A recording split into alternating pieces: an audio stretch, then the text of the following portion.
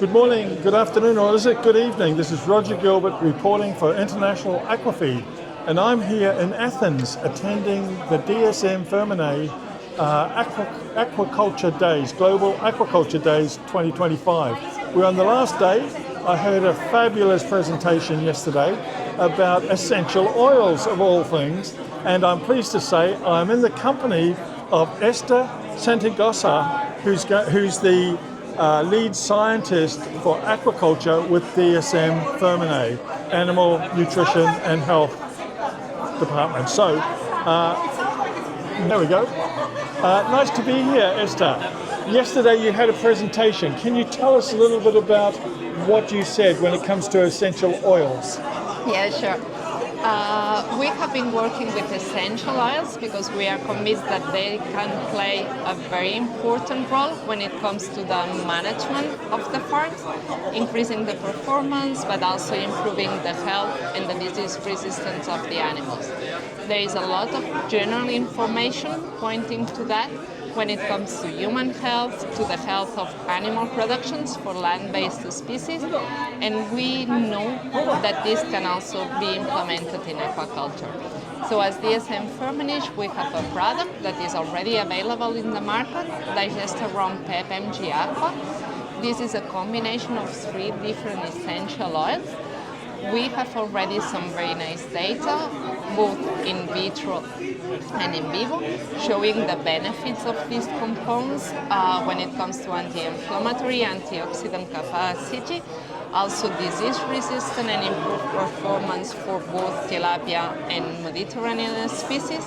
And the data I presented yesterday are quite recent and are summarizing a very recent trial we did with Atlantic salmon post-smolt, trying to decrease the amount of sea lice infestation. So to summarize, we ran this very nice trial and we could prove that in this research setup, we can decrease sea lice attachment by 68%. 68%. When we are using a certain amount of inclusion of this product, which is 800 grams per ton. Are you surprised with the result? Yes, I'm so excited. I am just waiting to be able to replicate this into the field, because if that's the case, it's something that can really support the growth of the industry. And is there much more research you have to do before you can announce or promote a product based on essential oils? I'm super happy with the data we have. Everything that we have been documenting from both in vitro and in vivo trials in different species really supports the benefits of essential oils.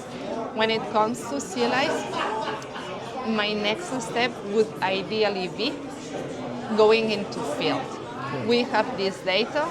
Those data are in research conditions. We can replicate that 1,000 of times, but I really think that to convince the industry, what we need now is just getting this confirmation in real conditions. And we're talking about a feed ingredient, something that's applied to pelleted or extruded feed. It's a product that is matrix encapsulated, so it can go directly into the preparation before going to the extrusion or before going to pelleting. Okay. So it's something that is added in the mash, and then feed production can follow the standard process. Yeah, and you're looking for a field trial. Yes. Well, I hope this little video might attract some interest, but I know that there's a huge cost in trying to control sea lice. Exactly. You put up a slide yesterday that showed 30% and 3,000 as the first one. Can you explain what that slide meant? Yes, so if you are familiar with the Norwegian Health Report, that's a documentation that comes out on a yearly basis, and that summarizes a little bit the production numbers, the health numbers, the challenges that Norwegian industries has when it comes to salmon production. And the numbers I showed yesterday are extracted from the Norwegian report that was published for 2024 production. And those numbers are really pointing out that that specific year, the sea lice peaked at 30% over the last 5 years. And this is certainly related to the high temperatures that were in the sea surface last summer. And because of this increase in the sea lice infestation in Norway, there were over 3,000 treatments to get rid of the sea lice, the losing treatments. And is there a cost that you could put to that? Would that be?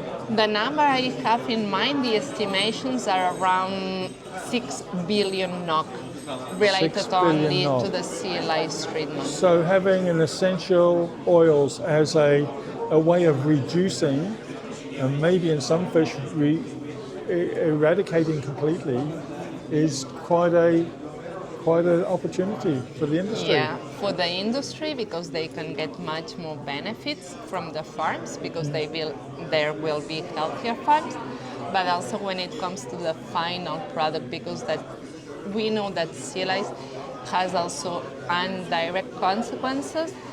Fish are pigmenting less because they are increasingly stressed. Yes. They grow less, and importantly, we have a lot of downgrades related to the mechanical wounds that these parasites have.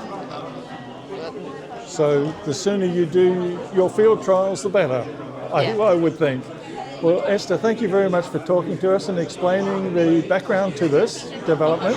I call it a breakthrough, but let's see how it goes, and we'll be looking forward to you reporting back and letting us know how your field trials work out. Thank you very much for your time. Thank you, Esther.